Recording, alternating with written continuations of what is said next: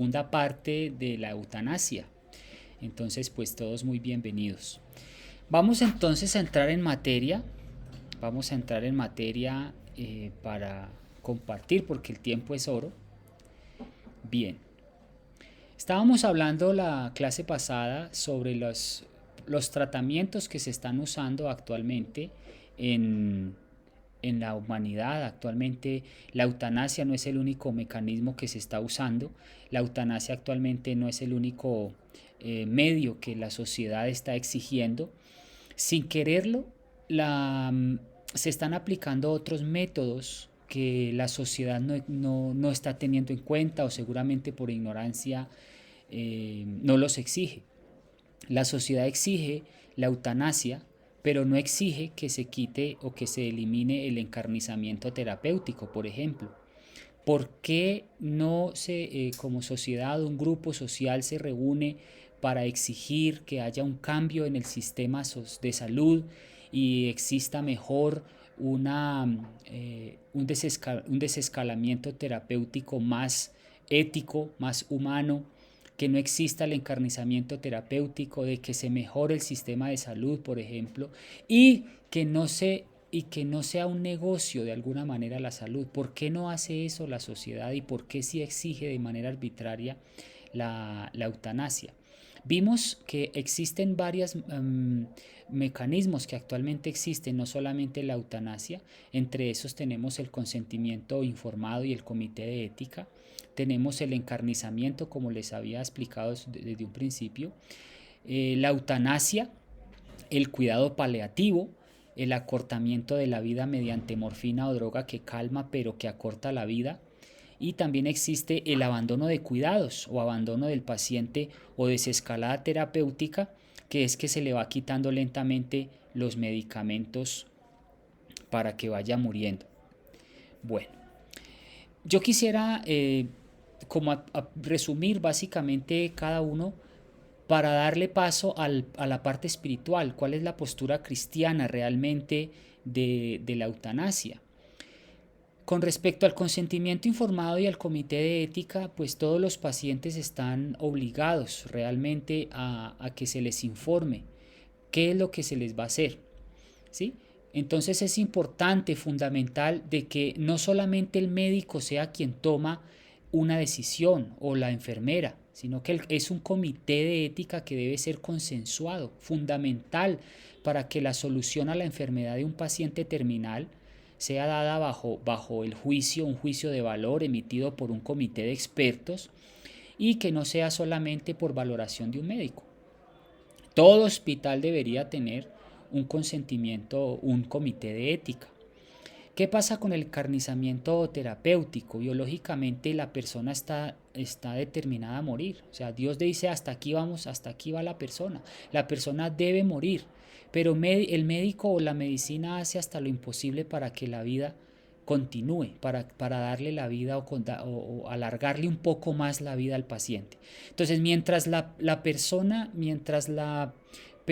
sufre, el médico hace lo imposible para que éste siga viviendo y no lo deja morir tranquilo, sino que empieza a hacerle una serie de tratamientos, inclusive hasta experimentos, para que la persona pueda alargar la vida. Hay dos mecanismos con el tema del encarnizamiento terapéutico. Una es que el paciente realmente ya está decidido a morir, pero la familia no lo deja morir porque es muy famoso, es muy importante y la familia es la que exige que hagan lo que sea o hasta lo imposible para que no muera. ¿Sí? Entonces la familia se encarga que los mismos médicos y la misma medicina hagan en ese paciente un encarnizamiento terapéutico. Esto lo único que logra en últimas es que el paciente siga sufriendo. Cuando el paciente está en un estado tal, los médicos y tienen la certeza de que el paciente va a morir, pues hay un problema que se plantea y justamente es el encarnizamiento terapéutico. Se somete al paciente a exploraciones, a tratamientos fastidiosos, muchas veces costosos, que tienen la finalidad de prolongar un poco la vida del paciente, pero sucede incluso que estos tratamientos obstinados no solo sirven para nada, sino que aumentan los sufrimientos y muchas veces la incomodidad del enfermo. ¿Sí? Ahora, el encarnizamiento terapéutico ha existido siempre. Se recurre a todo tipo de aparatos para prolongar la agonía del paciente. ¿Sí? Se procede como si la gente fuera inmortal y se trata de tal manera a un paciente, de tal manera que lo único que hace es que el paciente sufre. Y en consecuencia se requiere hacer, lo que se hace es que se alargue un poco la vida del paciente, pero esto ¿qué connotaciones tiene? De que se aproveche, como ya está enfermo, como ya está terminal, pues el paciente sea como ese ratoncito de laboratorio y todos esos medicamentos se utilicen para que, como él es el paciente y reciba ese tratamiento, los siguientes pacientes no lo reciban. Eso tiene unas connotaciones muy negativas. ¿Por qué existe el tratamiento, el encarnizamiento terapéutico? Porque muchos médicos consideran la muerte como un fracaso y ellos son formados en sus facultades de que deben hacer lo imposible por alargar la vida del paciente a como dé lugar. O sea, ellos ven la muerte como un fracaso y ellos piensan que el enfermo no debería morir nunca. ¿Sí? Y otra razón es porque el encarnizamiento terapéutico le cuesta caro a la sociedad y eso da un dinero, eso ingresa un dinero a un hospital y eso pues hay una economía de por medio. El encarnizamiento consideramos que nunca debería haber existido. El encarnizamiento terapéutico existe en todos los hospitales y se usa en la actualidad justamente en algunos casos, para un tema económico. Por ejemplo, cuando el paciente ya está terminal, pues se le deja más días en una UCI porque cuesta más caro una cama en cuidados intensivos que una cama normal, ¿no? Muy bien. Entonces, ¿cuál es la solución al encarnizamiento terapéutico? Y aquí es donde hablamos de un cuidado paliativo. ¿Sí? El cuidado paliativo es como la solución tanto al encarnizamiento como a la eutanasia o inclusive al desescalamiento terapéutico. ¿Qué es el cuidado paliativo? El cuidado paliativo es un cuidado que no sana. ¿Sí? Que se trata al enfermo de tal manera hasta que muera tranquilamente y en paz. Se prodigan a pacientes generalmente incurables, es decir, que no tienen un medio de curación y que se encuentran padeciendo grandes sufrimientos. Por ejemplo, se deja de aplicar la quimioterapia a un enfermo, pero se le sigue cuidando.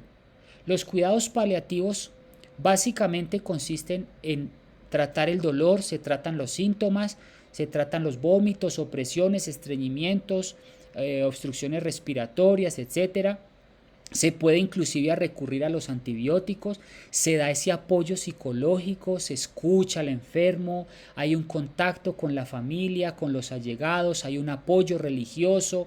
Entonces los cuidados paliativos es todo lo que esto conlleva. Conlleva a productos contra el dolor, o sea, no hay un encarnizamiento terapéutico aquí. O sea, no estamos logrando, el encarnizamiento terapéutico aquí no tiene lugar. El objetivo no es alargarle la vida al paciente para sacarle más plata a la familia o para que ingrese más dinero a un hospital. No, aquí lo que se está haciendo es un sufrimiento digno, una muerte digna y una muerte natural sin tener que recurrir a este tipo de tratamientos que son hasta invasivos para el paciente terminal.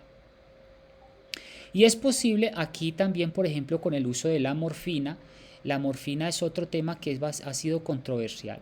Y es posible que la morfina acorte algo de vida y se puede usar la morfina, pero en unas medidas justas. ¿Sí? Cuando ya la morfina, por ejemplo, ya no sirve, aquí es donde se usa otro mecanismo que actualmente se usa y es dormir al enfermo. En algunos casos particularmente graves, ya donde los analgésicos no llegan a aliviar al paciente lo suficiente, pues hay que recurrir a dos tipos de dormir al paciente. Una que es la provisional y otra que es un coma definitivo. Esa provisional es cuando el paciente se despierta y se prosigue con los cuidados paliativos. Y hay otra que es muy excepcional, que es cuando el paciente es sumido en una especie de coma indefinido hasta que muera naturalmente. porque ya está terminal. Entonces no es una eutanasia abrupta donde yo le quito la vida al paciente, sino que hago un cuidado paliativo con el paciente para que éste no sufra, se le trata el dolor y cuando ya está en un coma ya indefinido, llega un momento en que se hace allí en ese punto un desescalamiento terapéutico. ¿Qué significa? Que se le va quitando el medicamento, se le va quitando la morfina, se le van quitando los opioides para que vaya muriendo naturalmente sin tener que necesariamente sufrir. Bien, ese es como el punto número 4, el punto número 5, que es el cuidado paliativo y el acortamiento de la vida mediante morfina. Y finalmente el desescalamiento terapéutico, que es que se le va quitando entonces lentamente los, eh, los medicamentos. Eso es como un resumen así súper rápido porque ya lo habíamos visto en la clase pasada. ¿Cuáles son las posibles soluciones para la eutanasia? Es urgente crear unos centros de cuidados paliativos en el país, evitando en la medida de lo posible eh, el encarnizamiento terapéutico, ¿sí?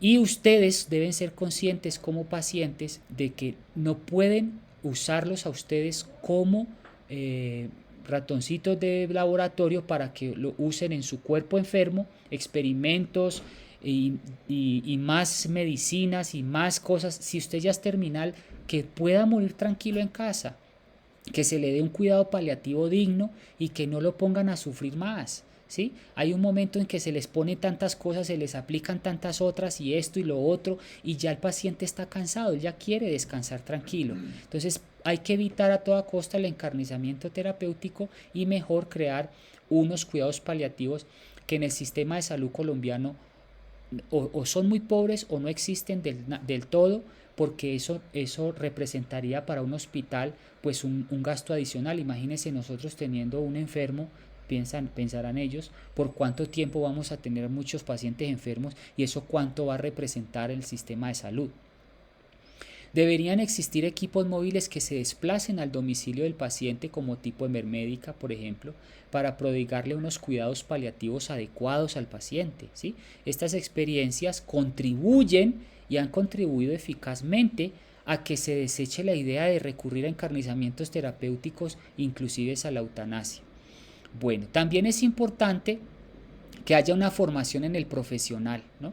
¿Qué está pasando con el sistema de salud hoy en día? Que se está enseñando a los médicos muy poco de la moral, de la ética en cuanto al valor de la vida y se está tratando muchas veces al paciente no de la mejor manera, ¿sí? Entonces en la formación profesional de los médicos y del personal médico también es importante. ¿En qué? Que se eduquen en qué? En cuidados paliativos, en un sentido cristiano del dolor, en afrontar desde una reflexión la correcta medida a afrontar las presiones, las leyes, que no se dejen comprar ni vender por los fondos de jubilaciones, por las compañías de seguros, porque detrás de todo esto y el gran monstruo o el gran gigante de las drogas o de las pastas o de los medicamentos y de las farmacéuticas que están detrás también de todo este tipo o sea, ven a la enfermedad y ven al paciente como un negocio, ¿sí? Entonces nosotros como sociedad debemos ser conscientes de cuál es la medida justa de un tratamiento justo y cuándo hay que parar con el medicamento, ¿sí? Muy bien. Y la formación religiosa, de moral y religiosa de los médicos es fundamental, tiene una importancia capital. Vimos en la clase pasada de que hoy en día los médicos se están formando en temas evolucionistas, se están formando en temas donde la religión está totalmente fuera de las universidades y se están formando médicos evolucionistas, médicos con una filosofía de utilitarismo trágica, donde ven al paciente como un objeto más, como un animal más. Finalmente somos producto de la evolución, entonces el tratamiento que se le va a prodigar a un enfermo pues no es tan igual como el que se le puede dar a un animal, en ese sentido, si lo vemos desde el punto de vista de la evolución.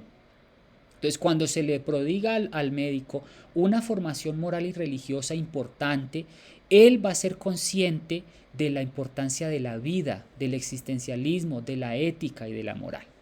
Bueno, miremos un poco entonces la postura cristiana, ¿sí? La eutanasia, nosotros consideramos que la eutanasia es una grave violación de la ley de Dios en cuanto a la eliminación deliberada, moralmente inaceptable de una persona humana, ¿sí? La vida humana es inviolable. Y esto me gusta, este pensamiento, porque vivir es un privilegio que no tienen los muertos. Eso es una antítesis interesante. No se puede definir que morir es un bien y vivir es un mal, porque la sociedad nos está vendiendo eso, que morir es un mal inaceptable, o que sufrir es inaceptable, que hay que dejar de sufrir a toda costa. Tenemos que ser conscientes que el dolor es parte de vivir. El dolor no es un mal absoluto que se debe evitar a toda costa, ¿no? Sufrir es parte de vivir. No olvidemos el significado positivo del sufrimiento voluntario que fue aceptado y sostenido por Cristo.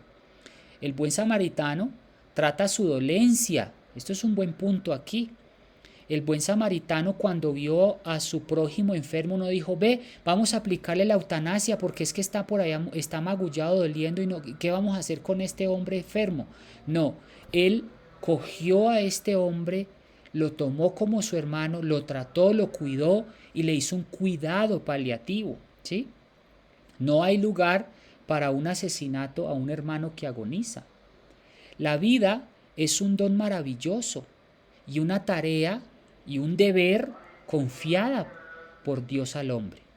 Entonces, si la vida nos es dada como un don maravilloso y como una tarea que debe ser confiada, no podemos darle un tratamiento a la vida a nuestro antojo y cortar la vida como a nuestro antojo. Y precisamente por ser un regalo y misión recibida del Señor, debe ser administrada y vivida hasta el fondo. Lo que debe enseñarse a todo ciudadano es a cuidar su vida con sus hábitos, con la medicina preventiva, cuidando al máximo nuestro cuerpo con medicina preventiva, con una alimentación consciente y encomendándonos siempre con confianza a los designios del amor divino, especialmente en medios de dificultad.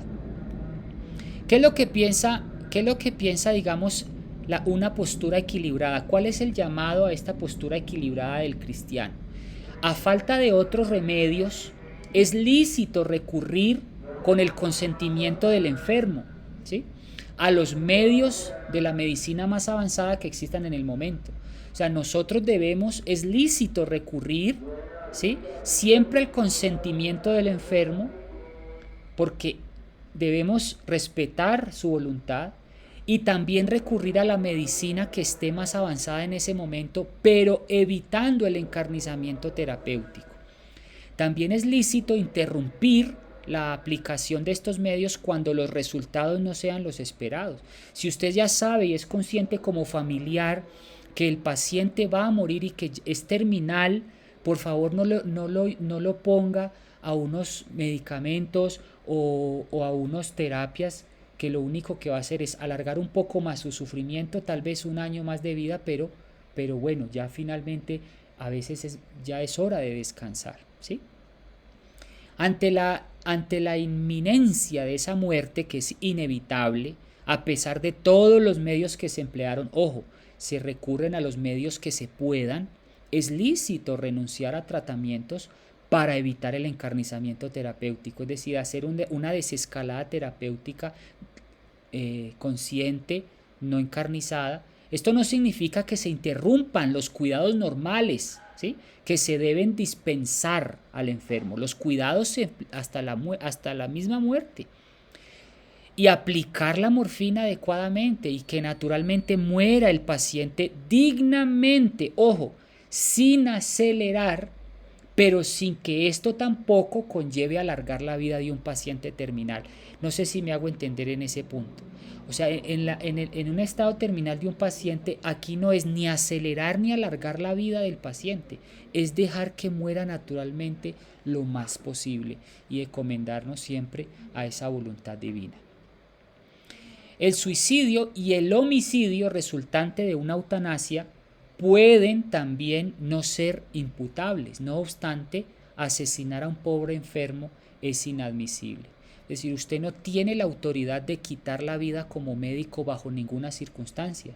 Usted como médico no fue llamado para quitar la vida por medio de una eutanasia.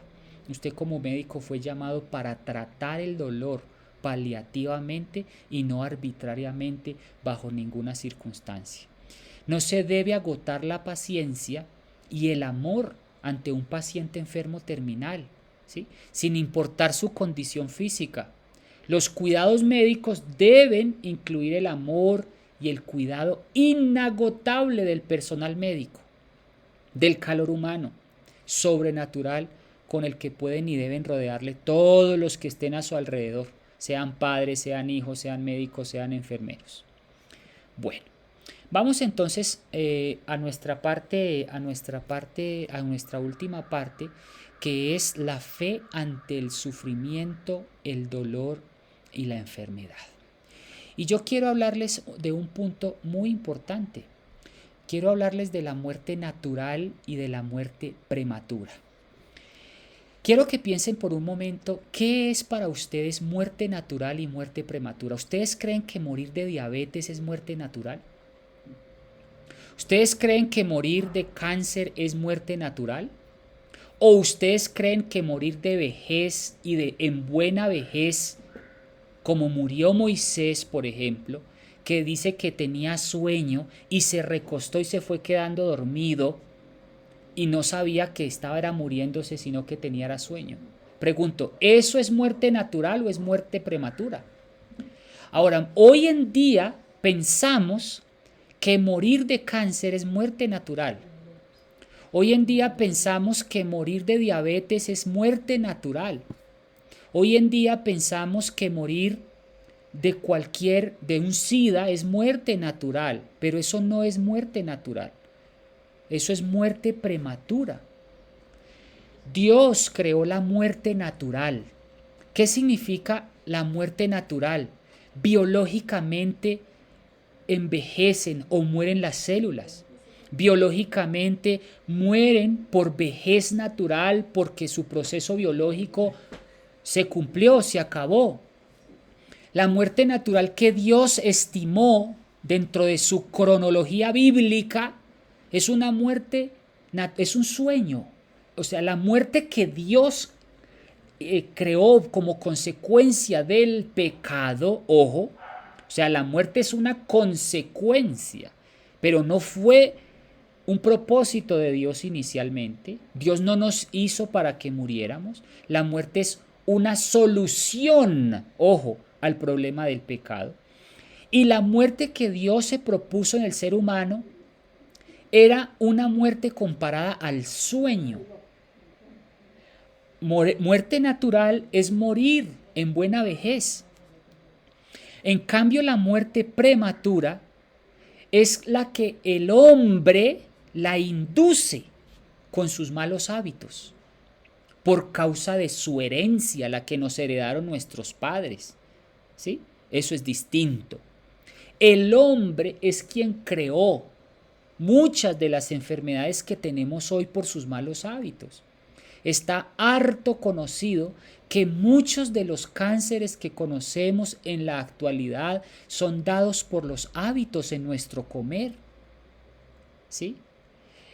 El cáncer, el azúcar, el consumo de carnes rojas, el consumo de leche desmedido produce cánceres. Cáncer de próstata, cáncer en el colon, cáncer en los ovarios, cáncer en los senos, cáncer mamario. Muchos de los cánceres que existen hoy en día son a causa o inducidos por el hombre mismo. El SIDA, ¿de dónde vino? El SIDA lo creó el hombre. Muchos de estos virus son virus que se crean en un laboratorio por la sed y por la avaricia de las políticas, de los poderes políticos. Muchos dicen que los zancudos, por ejemplo, fueron creados a partir de laboratorios. Este tipo de virus, este tipo de plagas son creadas como armas biológicas en muchos países para controlar la natalidad, para controlar el poder de ciertos países. Por ejemplo, Alemania creó muchas armas biológicas con la cabeza de Hitler, ¿sí? Y pasaba y fumigaba esas armas y las tiraba al aire, esas armas biológicas, esos virus, todas esas cosas y caían en la piel del hombre, la respiraba el ser humano y eso creó una cierta serie de anticuerpos en el ser humano, creó ciertas reacciones, creó malformaciones, etcétera, etcétera. Eso desencadenó demasiadas cosas en el ser humano que ha hecho hoy en día que la muerte sea abrupta, sea prematura, ¿sí? Entonces el hombre creó el mecanismo, ¿sí? Es el hombre el que crea esa muerte prematura, pero la mejor muerte, la bíblica, es que todo cristiano debería morir naturalmente en buena vejez. Y yo le pregunto a usted, ¿cuántos en la sociedad de hoy mueren naturalmente? Mueren en buena vejez. ¿Cuántos? ¿Sí? Ahora, la eutanasia es una propuesta para la sociedad moderna, ¿sí? Porque es una sociedad que exige, pero que no se cuida, ¿sí? Es una sociedad que no entiende lo importante de cuidarse. Ahora, Moisés, y quiero darles esta reflexión. Moisés, miren lo que dice el Consejo sobre el régimen alimenticio y quiero leerlo con ustedes para que les quede grabado en su corazón. Moisés es el primer historiador y si ustedes leen en el libro de Génesis hasta Deuteronomio, Moisés escribe un relato bien definido y muestra cómo era la sociedad del Antiguo Testamento y cómo vivían los primeros hombres en el Antiguo Testamento. Y ustedes no van a encontrar ningún caso de un hombre que haya muerto de arteriosclerosis. Ustedes no van a encontrar en la Biblia un solo caso de un infante que hubiera nacido ciego, mudo, lisiado. No se registra un caso en el Antiguo Testamento de una muerte de un infante o al comienzo de una edad adulta. Dice el Consejo sobre el régimen alimenticio, las noticias necrológicas que da Moisés o el libro de Génesis, ¿saben cuáles son? Y fueron todos los días que vivió Adán 930 años y murió. Y fueron todos los días de Set 912 años y murió.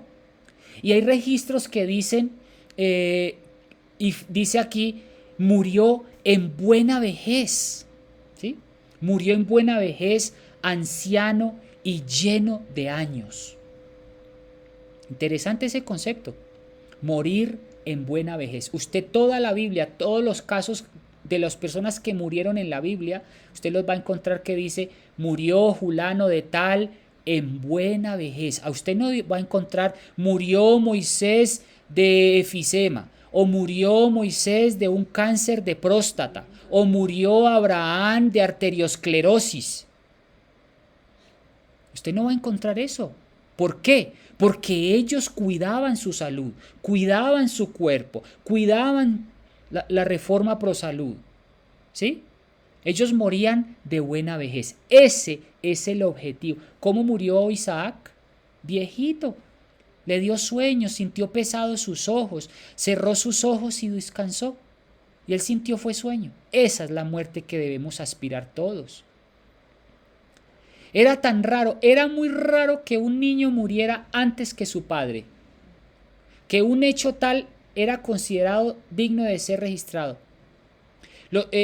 Por ejemplo, en este caso dice, murió Arán antes que su padre. Eso era una novedad. Los patriarcas desde Adán hasta Noé, escuchen esto, los patriarcas desde Adán hasta Noé, con pocas excepciones, vivieron casi 1000 años. Desde entonces, el promedio de vida ha estado decreciendo aceleradamente. Y ustedes saben por qué. Por nuestros propios hábitos. La visión cristiana de la vida y de la muerte alcanzan su vértice y su significado auténtico en el pleno cumplimiento de la promesa de que pronto tendremos una vida nueva. Ese es el concepto de todo cristiano, aun cuando está en su lecho de muerte muriendo. El cristiano tiene una esperanza. El cristiano aprende a sufrir en su lecho de muerte con esperanza.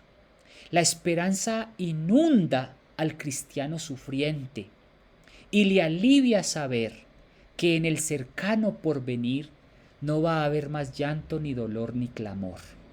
El sufrimiento nunca va a desaparecer. El dolor nunca va a desaparecer. Debemos aprender a convivir con el dolor y con el sufrimiento en nuestro lecho de muerte. Así que se sufre un poco aquí, pero momentáneamente, ¿sí? Así que cuando usted tenga esta circunstancia difícil en la vida, un familiar, yo creo que por eso es lo bonito de la fe cristiana, de que el cristiano ve el sufrimiento con actitud esperanzadora. El cristiano debería ver el dolor, el sufrimiento y la postración como un periodo de tiempo momentáneo comparado con las edades venideras sin fin que se tienen preparadas al que cree. Una maravilla. Una vez estaba yo en un sepelio y en el sepelio había justamente un sepelio cristiano y un sepelio de no cristianos. En el sepelio de no cristianos se arrancaban las ropas, golpeaban el ataúd, gritaban, querían morirse con el muerto y se daban golpes de pecho, lloraban a grito herido. Enterraron al muertico, al difunto, y gritaban y lloraban. En la otra escena de un cristiano con fe, estaban los familiares en una paz indescriptible. Enterraron a este cristiano en medio de himnos de alegría, con un mensaje esperanzador por medio del pastor. ¿Y sabe qué dijo uno de los hijos? Le dijo a sus hermanos, hermanos, acérquense. Mi madre no está muerta, dijo él, en un mensaje contundente. Dijo, mi madre tan solo duerme. En un poquito más y le veremos nuevamente. ¡Qué tremenda imagen se quedó en mi corazón para siempre! Imagínense usted el contraste. Este es la fe del cristiano que ve el dolor como un periodo de tiempo momentáneo comparado con las edades que nos vienen. Ahora, la visión cristiana ve la muerte, ojo, no como un fin. La muerte no es un fin. La muerte es un medio. Dios creó la muerte como una solución para mitigar el dolor, para ponerle fin al pecado, al mal. Imagínense el pecado eternamente. ¿De qué me serviría a mí ser inmortal y pecador? Entonces Dios crea la muerte para que haya una solución al problema del pecado. Dios no creó el cáncer, ojo a eso. Dios no creó el SIDA. ¿Sí? El pecado ve la muerte como la muerte ve al pecado como una solución. La muerte es una solución, ¿sí? Ahora, Dios no nos va a dejar muertos para siempre. Dios nos promete una resurrección prometida, proyecta una luz nueva sobre el misterio del sufrimiento y de la muerte e infunden en el creyente una fuerza extraordinaria para confiarse al designio de Dios. Vamos a leer Romanos capítulo 14 y voy a invitarlos para que por favor abran sus Biblias y leamos Romanos capítulo 14, versículo 7 y 8. Si tienen su Biblia a la mano, vamos a leer Romanos capítulo 14, ahí pueden ver en pantalla. Romanos 14, 7 y 8. Dice, ninguno de nosotros vive para sí, ninguno muere para sí. Si vivimos, para el Señor vivimos, y si morimos, para el Señor morimos. Así pues, sea que vivamos o que muramos, del Señor somos. Qué maravilla esta promesa tan maravillosa, ¿no? Vivimos para Cristo y morimos para Cristo. Morir para el Señor, para Dios, significa vivir la propia muerte como un acto supremo de obediencia al Padre, aceptando ese encuentro con Él, aceptando esa voluntad de sufrir porque es parte de vivir, y en la hora que Él quiso y en la hora que Él eligió, me está llamando al descanso. Vivir para Cristo, ¿qué significa? Vivir para Cristo también significa reconocer, ojo, reconocer que el sufrimiento, aunque sigue siendo un mal, ¿no? Y aunque el sufrimiento es una prueba muy grande, ojo a esto que me encanta, puede siempre convertirse en una fuente de bien. No sé si han visto, pero hay enfermos que estando enfermos, terminales y sufriendo, testifican, evangelizan y presentan una fe poderosa. Yo conocí a un cristiano que estaba terminal con un cáncer terrible, estaba sumido en el hueso. Cuando lo íbamos a visitar, él aprendió este concepto de sufrir dignamente, de morir dignamente y de sufrir porque Cristo sufrió primero. Cuando usted hablaba con este señor, se le veía una paz, una tranquilidad, sufría con paciencia, le dolía con paciencia. Y él testificaba aún en su lecho de muerte. Y eso dejaba marcas indudables en la persona que lo iba a visitar. Y él evangelizaba, o sea, como quien dice que aún en el lecho de muerte y de agonía y sufrimiento, el cristiano sufriente puede evangelizar, porque puede mostrar a Cristo sufriente. Él sufrió primero por mí y lo hizo para ganarme, para darme la vida eterna. Este es el llamado. No estamos aquí diciendo que el sufrimiento, podemos hacer una teología completa del sufrimiento, pero eso es falso. El sufrimiento nunca va a desaparecer. El sufrimiento es parte del individuo, es lo que nos toca vivir, es la parte de vivir. Pero lo que debemos aprender es a soportarlo con fe. Así ocurre si se vive por amor. Eso es lo que pasa cuando hay amor, cuando hay participación en el sufrimiento de Cristo, por ese don gratuito que Cristo hizo primero por mí, esa libre elección que hizo Cristo, en ese propio sufrimiento del Cristo crucificado. De este modo, el que vive su sufrimiento ve en Cristo que hay un sufrimiento llevadero, un sufrimiento más pleno en Él. Y quiero que lean conmigo Filipenses capítulo 3, Filipenses 3:10. Dice, quiero conocerlo a Él y el poder de su resurrección y participar de sus padecimientos, ojo a eso, hasta llegar a ser semejante a Él en su muerte. Tremendo versículo, hermanos queridos. Dice aquí el versículo 8, vuelvo a leerlo, Filipenses 2:8.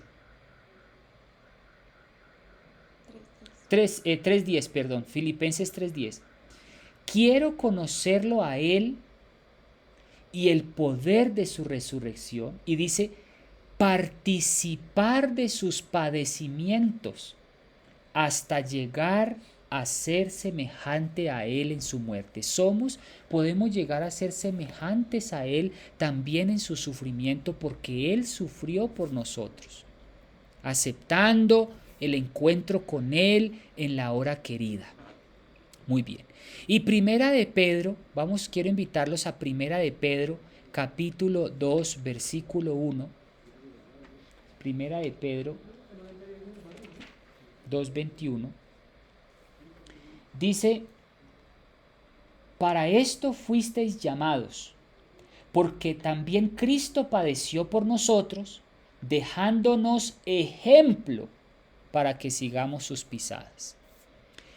A veces queremos erradicar el sufrimiento a todo dar, a toda costa, pero el sufrimiento también es parte de vivir. Y les recuerdo, hermanos, amigos, se puede sufrir acá, pero el sufrimiento que estamos viviendo acá es momentáneo, es cortísimo comparado con las eternas y sempiternas glorias venideras que se nos están comparadas en el porvenir. ¿Qué significa vivir para Cristo entonces? Es esa muerte digna, es esa muerte dignamente como proceso natural de vivir, ¿sí? ¿Qué significa muerte digna? Voy a mover un poquito acá. Muerte digna es el derecho a la muerte, sea cual fuere. También tenemos derecho a la muerte. Así como vivimos, también debemos morir y sufrir dignamente. La muerte y el sufrimiento es parte de vivir. No es solo vivir sin dolor. El dolor y la muerte es parte de esta vida y debemos afrontarlo, porque afrontarlo también es vivir. No merecemos sufrir, obviamente, sino que sufrimos porque vivimos. Por lo tanto, la moral cristiana, ¿qué ve en la eutanasia? Un suicidio asistido. No unos principios que exige una sociedad, sino que al propio bien del hombre contradice su ser más íntimo y está violando a su vocación íntima de vivir, que es sufrir como parte de vivir. Bueno, vamos a entrar ahora a un punto que es álgido, y ese punto es: ¿por qué Dios permite tanto sufrimiento? ¿Sí? ¿Por qué Dios permite tanto? Es una pregunta que se hace muchísimo. ¿Por qué Dios permite tanto sufrimiento? ¿Por qué Dios no se lleva mejor a la persona si Él es el dueño de la vida y de la muerte? ¿Por qué permite que sufra tanto el paciente? Quiero que miren una cosa aquí. Ustedes, no sé, cuando ven a una persona, un familiar que está allí en su lecho de muerte, ustedes empiezan en ese momento a decir: Dios, ¿por qué no te lo llevas ya? Y empieza uno hasta a renegar. Llévatelo ya, eso, ¿por qué no te lo llevas? ¿Por qué permites que sufra tanto? ¿Por qué permites que esta persona sufra si fue un buen hombre, si fue un gran hombre? Y aquí es donde yo les voy a hacer una propuesta. Dios respeta la ley de morir. Ojo a esto. La muerte es una ley, y como ley, Dios respeta esa ley natural. ¿Entienden eso? Y como Dios respeta esa ley natural, también respeta sus consecuencias y no puede intervenir en ellas. Dios respeta la voluntad. Dios respeta la mente. Dios debe respetar las decisiones. Dios debe respetar la libertad. Y así como Dios respeta la libertad, también respeta la vida. Y como Dios respeta la vida, también respeta la muerte. Dios no puede intervenir en ninguna de estas, porque si interviniera en la mente, si Dios interviniera en mis decisiones, si Dios interviniera en mi libertad, entonces tendríamos un Dios arbitrario, un Dios tirano, un Dios injusto, un Dios que no me dio libertad. Si Dios me dio la libertad, yo tengo que asumir las consecuencias de mi libertad. Ojo a esto. ¿Qué significa eso? Que si Dios me da la libertad de vivir, debo aceptar las consecuencias de cómo viví. Entonces, ¿qué quieren? Que yo viva libremente, a mi antojo, y después, cuando estoy sufriendo en el lecho de mi muerte, por algo que yo causé por esa libertad, ahora Dios tiene la culpa. Ahora le estoy echando la culpa a Dios porque no me quita la vida cuando estoy agonizando en algo que yo me causé, que yo mismo me causé. Dios es consecuente con sus leyes. Si Dios me da la libertad, también me da la libertad de las consecuencias que usted mismo causó mientras vivía. ¿Por qué respeta Dios la ley de la muerte? Eso es una pregunta muy interesante. ¿Por qué Dios respeta la ley de la muerte? Miren, les voy a decir en qué consiste la muerte. Hay varios tipos de muertes. La muerte es como consecuencia heredada de Adán. ¿Sí o no? Claro que sí. La muerte nos la trajo como consecuencia de Adán. Es una herencia que nos dejó Adán. La muerte también es consecuencia de mis malos actos. O sea, la muerte también es una consecuencia de mis malos actos. La forma en cómo yo muera, en el cómo yo muera, está muy condicionada en la forma como yo viví. La forma en cómo murieron mis antepasados, los patriarcas, murieron en buena vejez. Ellos murieron ancianos de buena vejez, dice cargado de años y en buena vejez. Ellos hicieron su vida de tal manera de que murieran naturalmente. Pero si yo dedico mi vida a tomar, a fumar, a drogarme, a vivir una vida de fornicaciones, una vida de maltrato físico, de comer en excesos, de tener mi vida, un cuerpo, un sexo deliberado, ¿cómo van a ser las consecuencias de esa? Yo tengo que asumir esas consecuencias y sufrir en silencio porque fue mi decisión. Ahora, muchos dicen es que mi cuerpo es mío y yo hago con él lo que quiera. Muy bien, y Dios respeta esa decisión, pero también entonces acepta tus consecuencias y de lo que te va a llegar y después no te quejes, como quien dice, ¿me hago entender? Y no le eche la culpa a Dios por las consecuencias de sus actos, porque fueron sus actos lo que los llevaron a esas consecuencias. Entonces, esa es la muerte como consecuencia de mis malos actos. Luego tenemos la muerte como una solución al problema del pecado. Dios no podía crear una vida eterna con pecado. Por eso fue cuando Dios dijo, y vayan, cuiden ese árbol de la vida inmediatamente con arcángeles, sí, con querubines, perdón, y que sean unas espadas flameantes alrededor del árbol para que no tengan acceso al árbol de la vida y coman y vivan para siempre. Imagínense nosotros ser inmortales pecadores. No, yo no soportaría. Imagínense viviendo con un Hitler eternamente y para siempre. Imagínense viviendo con un Chávez eternamente y para siempre. O viviendo con un político malo, ladrón y estafador y todo eternamente y para siempre. Estos hombres tan malos, tan perversos, viviendo para siempre. Ahora imagínense viviendo con un cáncer eterno, un SIDA eterno. Entonces Dios crea la muerte como una solución a ese problema. O sea, la muerte es una solución al problema del pecado. La muerte también, finalmente, es como consecuencia biológica. O sea, la muerte también es una consecuencia biológica y yo debo aceptar esa muerte, esa decadencia biológica. Y lo que conlleva esto naturalmente a apagarse, ojo, a apagarse la vida de una manera lenta, de una manera dolorosa, porque biológicamente es así. ¿Sí? Biológicamente y por ley natural la muerte es dolorosa. ¿Qué nos toca a nosotros? Aprender a convivir con paciencia el dolor, como lo acabamos de leer en estos versículos. Sufrir juntamente con Cristo para llegar a ser semejante a Cristo por los sufrimientos que Él padeció. Y ser aliados en el sufrimiento para ser evangelizadores aún en el sufrimiento. Tremendo, tremendo concepto, tremenda propuesta. Dios no puede intervenir en el proceso natural de la muerte, sea cual fuere. Eso es lo que yo estoy proponiendo en este momento, ¿sí? Dios no puede intervenir en el proceso natural de la muerte, por más doloroso que sea.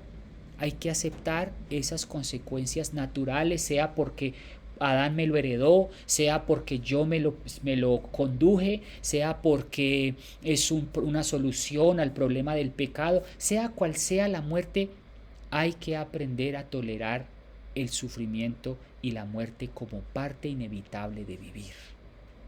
Con la muerte propiamente dicha, Dios no puede intervenir en ella. Dios no puede intervenir en la muerte de cada individuo, sea cual fuere su causa. La muerte debe ser natural en cada criatura, dependiendo a su consecuencia, si fue natural, si fue prematura, si fue lo que sea. ¿Me hago entender a lo que quiero decir?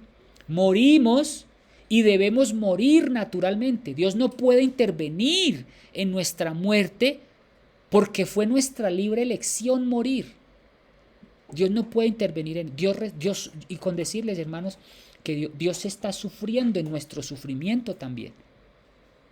Cuando Dios ve a un hijo suyo que está sufriendo de una manera tan despiadada, tan fuerte, como es un cáncer, como es un SIDA, como es, bueno, cualquier enfermedad terminal, Dios también está sufriendo con el paciente. Pero Él no puede decir, ¿sabes qué? Te voy a quitar la vida, te la voy a quitar. No, porque Él nos dio libre albedrío y Él no puede intervenir tampoco en la muerte.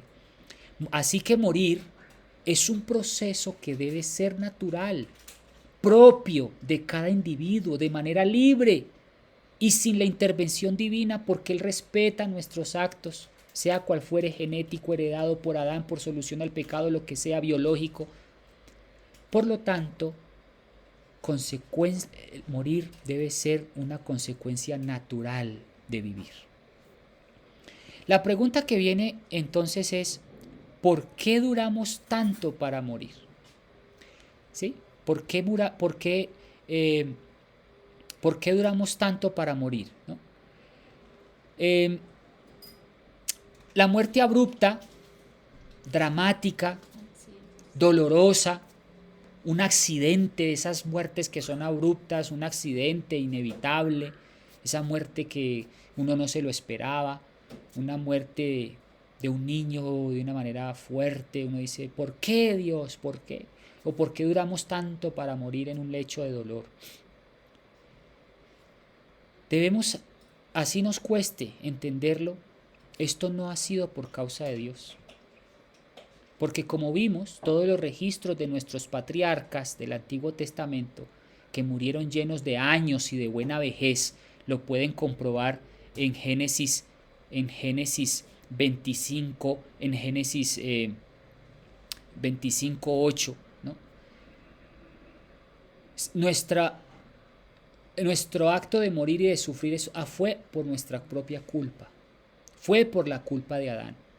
Fue por la culpa de nuestros hábitos, ha sido por la forma en cómo vivimos, por nuestra propia conducta, por nuestra herencia, por nuestro sistema de hábitos que ha causado en nosotros el cáncer, el SIDA, los suicidios, las malformaciones genéticas. Y por lo tanto, y a causa de esto, es que hay tanta agonía. Y por eso es que hay tanto sufrimiento para morir.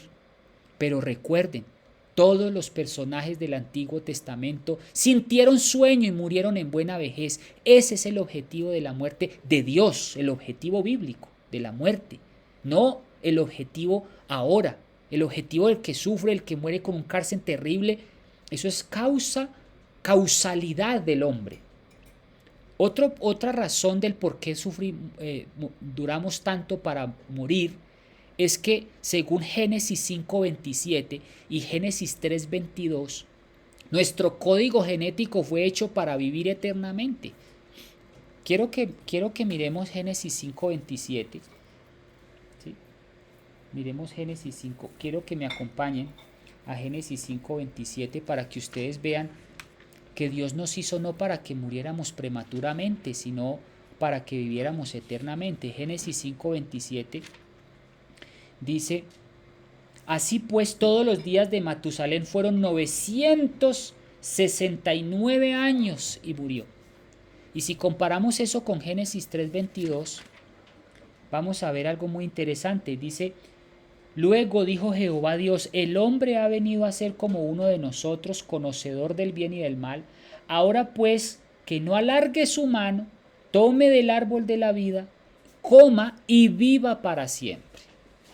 Por lo tanto, el cuerpo siempre lucha por no morir. Y por esto hay personas que agonizan por meses o años. ¿Sí? Eso es interesante. Dios no nos hizo, por eso es que morir tampoco es así, murámonos y ya. No, nuestro código genético fue hecho para vivir eternamente. Y finalmente, un tema que les confronto en este momento. ¿Es realmente largo el sufrimiento? ¿Es realmente largo un sufrimiento? ¿Ustedes qué opinan? ¿Realmente cuando sufrimos en esta tierra, realmente estamos sufriendo demasiado? ¿Ustedes creen que sufrir 30 años es mucho? ¿Ustedes creen que realmente sufrir 3 años es mucho? Para la vida, para la eternidad, para el tiempo y el espacio. ¿Ustedes creen que el sufrimiento realmente es largo? Nunca, escuchen esto, amigos y hermanos, nunca un sufrimiento será lo suficientemente largo comparado con la esperanza futura de los siglos sin fin, de la vida eterna que se nos está prometida. Un paciente agoniza meses y se le pueden hacer eternos sus sufrimientos, pero si usted lo piensa con cabeza fría, en realidad fue poco comparado con tanto maltrato y tantos malos hábitos que tuvo en su vida. Entonces nuestra muerte es en gran parte el resultado de nuestras decisiones en vida. Es corto el sufrimiento comparados con los años que disfrutó de buena salud. Estamos hablando en la mayoría de los casos. Y si comparamos nuestro sufrimiento aquí corto con el sufrimiento que Dios nos tiene preparado, con el sufrimiento que también padeció Cristo, podemos decir, realmente mi sufrimiento puede ser llevadero, puede ser tratado. ¿Tiene Dios la culpa del sufrimiento? Entonces les pregunto ya como para finalizar. ¿Tiene Dios la culpa de mi sufrimiento? ¿De mi dolor? ¿De mi desgracia? No. Dios me hizo bueno en gran manera. Dios hizo la naturaleza buena en gran manera. Dios me dejó el alimento sano para vivir. Dios quiere que nosotros muramos en buena vejez, cargados nuestros ojos de vejez, en buena vejez. Dios no tiene la culpa de mi sufrimiento. En gran parte sufro es como consecuencia de mi pecado, de mi herencia, de mis actos.